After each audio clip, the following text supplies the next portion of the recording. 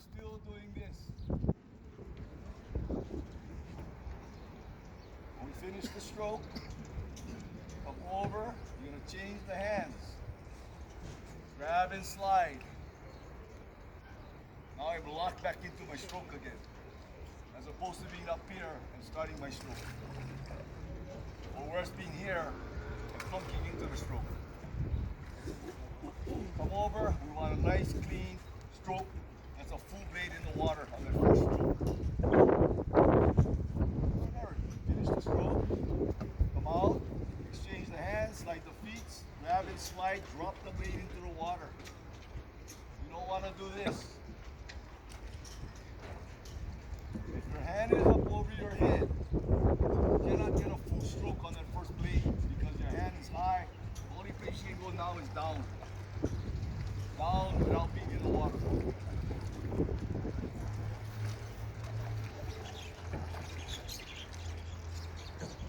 Another thing I noticed too, a lot of you, although you're here and you're getting better at this part, but our first stroke is out here.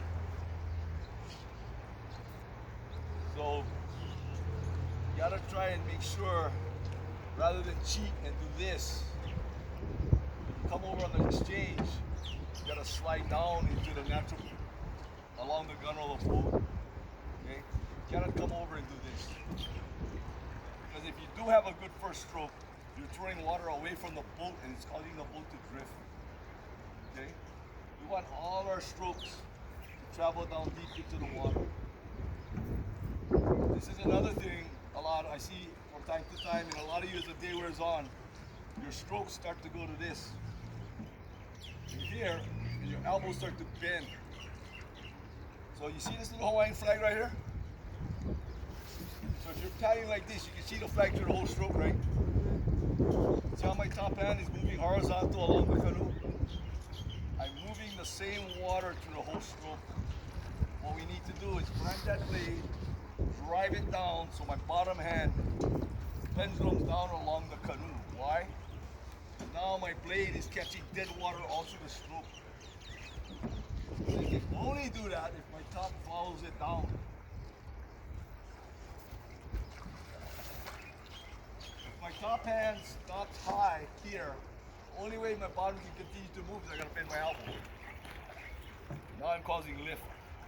Lift causes drag. So all these drills we've been doing, big sweep, is to keep the water down under the canoe. And I don't need to reach out here because this isn't efficient. What I need is a solid 18 inches, 24 if you can. 18 is good. But it needs to be catch and explode through the stroke. You cannot plan and go through the stroke lightly and then right here, because your body's here, then do this.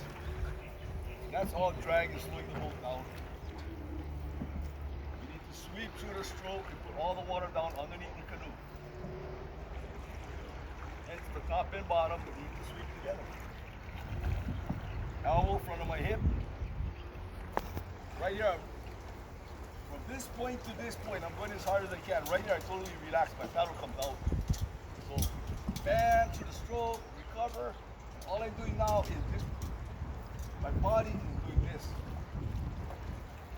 Coming out of the water, and I'm attacking back into my stroke.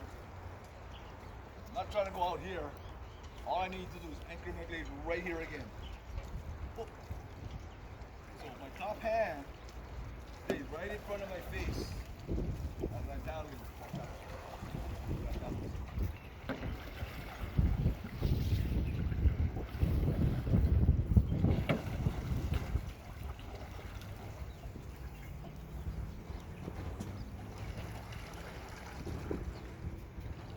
So I see people that they do this with their bottom elbow, they bend their elbow. So when you bend your elbow to recover, you gotta straighten the arm. To straighten the arm, the top hand has to go up in the air. So now we're back out of the water. As opposed to a straight arm, dropping the shoulder back into the attack. So my top hand is always where it needs to be. Right here. As opposed to me bending my elbow and having to recover like this. So, difference. Full blade, half a blade. That last Sunday race, you guys all know, you guys had good runs out there, good moments.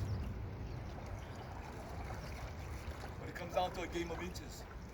The people that make the least amount of mistakes in the canoe are the people that are going to have the better runs. And that's why we're working so hard with the changeovers. Those first 3 strokes need to be 5% more power. The canoe needs to stay full speed. Changeovers is the weakest time in a canoe because if we miss the change or bad changes, the canoe's going to sit down. Now it's going to take you 5, 6, 7 strokes to get it back up again. So every time that canoe sits down and you got to battle it back up again, you're burning wasted energy. But not only that, every canoe next to you that's doing their changes on point, on time, they're gaining 1 seat on you every change. And I know a lot of you folks have heard me before. Next change, 1 seat. We're going to walk it up 1 seat. Everybody stays focused. You'll walk it up 1 seat. It's a game of inches. The little things make the big difference. Okay, makes sense? Any questions? Yeah.